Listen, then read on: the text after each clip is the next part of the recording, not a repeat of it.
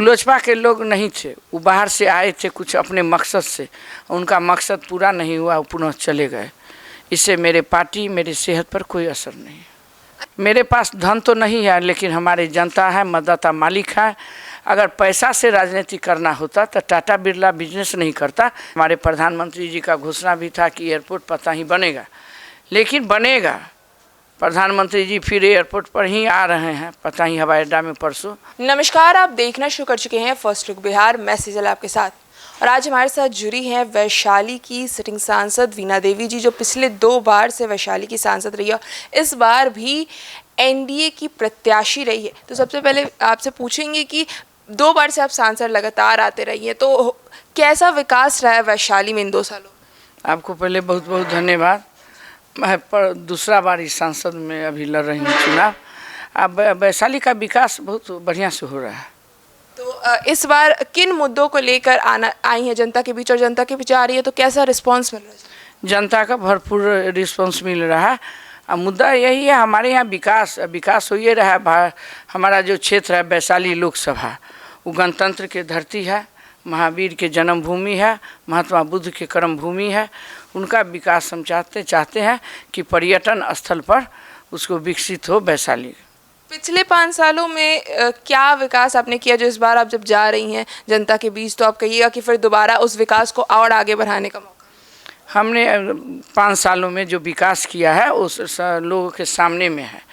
जैसे हमारे ही लोकसभा में एक मोतीपुर जगह है जहाँ गांव मुरारपुर है, वहाँ पे 3-4 गो इथेनॉल का फैक्ट्री पास करवाया। उसमें 3 इथेनॉल के फैक्ट्री चालू हालत में है, एक पर काम चल रहा है, बहुत जल्द होने वाला है। एगो मेगा फूड पार्क जो बन रहा है, 450 करोड़ रुपया लागत से बन रहा है।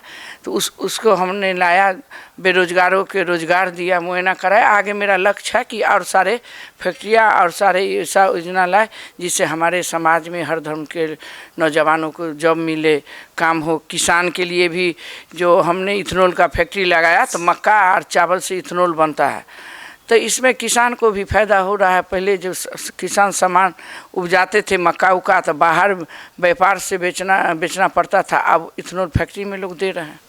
अच्छा, जब आप पिछली बार सांसद थी बीच में, तो आप लोजपा पार्टी से, इस बार भी रामविलास लोजपा से आपको टिकट दिया गया, पिछले बार भी आप थी, लेकिन बीच में आपने छोड़ा था। तो जिसके बाद आप दोबारा जब आई, तो इस बार जब आपको टिकट मिला तो लोजपा के कई लोगों ने इस्तीफा भी दिया, ऐसा क्यों?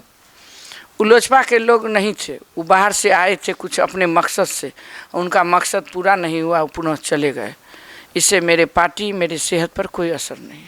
अच्छा, विपक्षी कहते हैं कि आपके पास मतलब धन है और उनके पास जनता है, तो उनको क्या कहना चाहिए? मेरे पास धन तो नहीं है, लेकिन हमारी जनता है, मतदाता मालिक है, जो हमको 2001 से पद पर लगातार विभिन्न पदों पर रखने का काम किया है।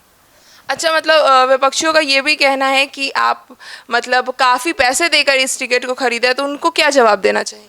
मैं उनको यही कहना चाहती हूँ, सबसे पहले तो मैं अपने मतदाता मालिक को चरण स्पष्ट आपके चैनल के माध्यम से, जो ऐसा बात आप ही लोग बता रही हैं, जो लोग कहा जब काफ़ी पैसा देना पड़ा, अगर पैसा से राजनीति करना होता तो टाटा बिरला बिजनेस नहीं करता, देश के राष्ट्रपति या प्रधानमंत्री वही बन जाते। इसके साथ साथ जनता के बीच जा रही है, अभी तक क्षेत्र का दौरा करती होंगी, तो कितना क्षेत्र आपने कवर किया, और जहां भी जा रही हैं तो जनता का मतलब किन मुद्दों पर जनता को कह रही हैं कि हाँ, हमें इस बार फिर से मौका दिया जाए? जनता के मुद्दा यही है, देश जो हमारे आदरणीय यशस्वी प्रधानमंत्री जी हैं, उनके कार्यों पर, हमारे देश के सुरक्षा के लिए, हमारे जो नौजवान हैं उनके सुरक्षा के लिए, अमन चैन के लिए, देश में अमन चैन है मोदी जी के आने के बाद, सुरक्षित हमारा भारतवर्ष देश है, उसके लिए हम वोट मांग रहे हैं, मोदी जी के लिए मांग रहे हैं। हम अपने लिए बता रहे हैं कि हमने मोदी जी के दूत के रूप में आया है आपके बीच में, उन्हीं के आशीर्वाद से आए हैं, आप उनके लिए वोट मांग रहे हैं। देश हमारा सुरक्षित रहेगा तभी हम लोग सुरक्षित रहेंगे। अच्छा, आपने कहा था कि अगर आप इस बार जीत के आती हैं तो आपके मैनिफेस्टो में ये कि आप एयरपोर्ट की मांग करेंगे, तो लोगों का कहना है कि आपने पिछले 5 साल में सदन में इसका एक बार भी आवाज़ नहीं उठाया।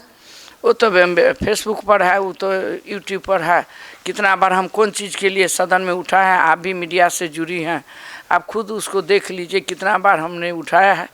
हमारे प्रधानमंत्री जी का घोषणा भी था कि एयरपोर्ट पता ही बनेगा, लेकिन बनेगा।